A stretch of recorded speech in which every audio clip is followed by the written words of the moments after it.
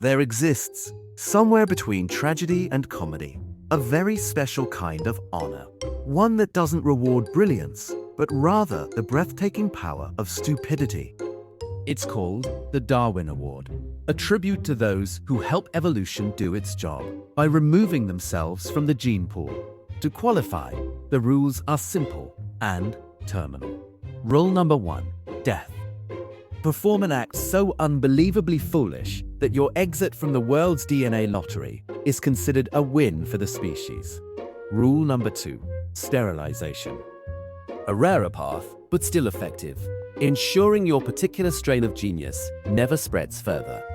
And if you think it's an equal opportunity award, think again.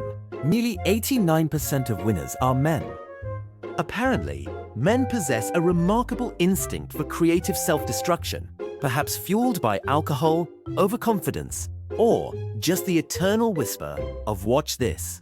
So, let's meet some of Natural Selection's most unforgettable contestants. In Malaysia, a spiritual guru named Limbar, known as Indar Black Dog, decided to prove his enlightenment through human steaming. He climbed into a giant wok filled with rice, buns, and corn, and was tragically, though predictably, steamed to death. It was, one might say, a recipe for disaster.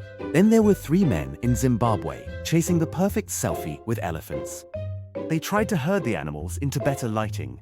The elephants disagreed, quite violently. Only 2 men ever saw the photo.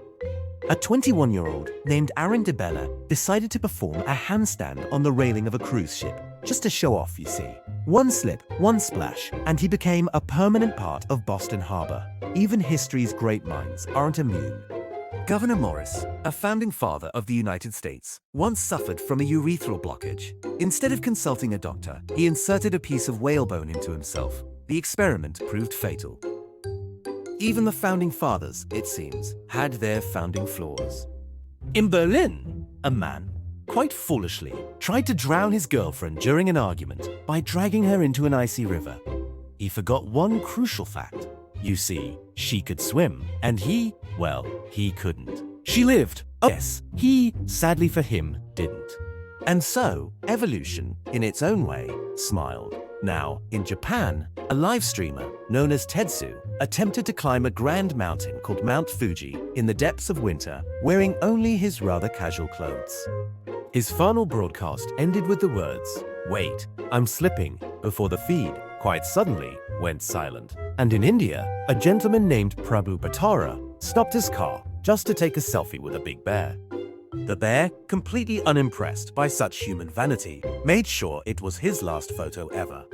Oh, some stories, they're just so absurd, they almost sound made up, don't they? There was Brent Larson, 59, who, bless his heart, tried to get rid of old dynamite by shooting it with a shotgun. And, well, the explosion rather launched him straight into a tree. Then there was Ken Barger, who answered his ringing phone, except, oh dear, it wasn't a phone at all. It was his loaded revolver. And Charles Stevens, he went over Niagara Falls in a barrel for fame, but rather foolishly tied an anvil to his feet for balance. The anvil stayed, of course. Charles, alas, did not. Then there was the Australian man, who earned his award through sterilization. During a rather drunken dare, he lit a firecracker and, placed it between his buttocks. It exploded, leaving him alive, but permanently out of the reproductive business. A man in Washington, quite impatient with his lava lamp, decided to heat it on a stove. It exploded, sending glass straight through his heart. The police noted there were no drugs or alcohol involved, just a distinct lack of patience.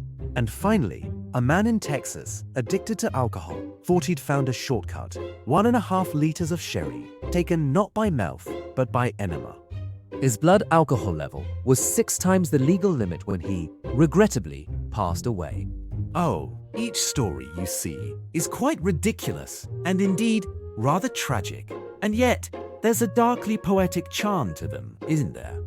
Together, they form a gentle reminder that evolution is still very much at work, quietly editing out humanity's less than brilliant decisions, one spectacular mistake at a time.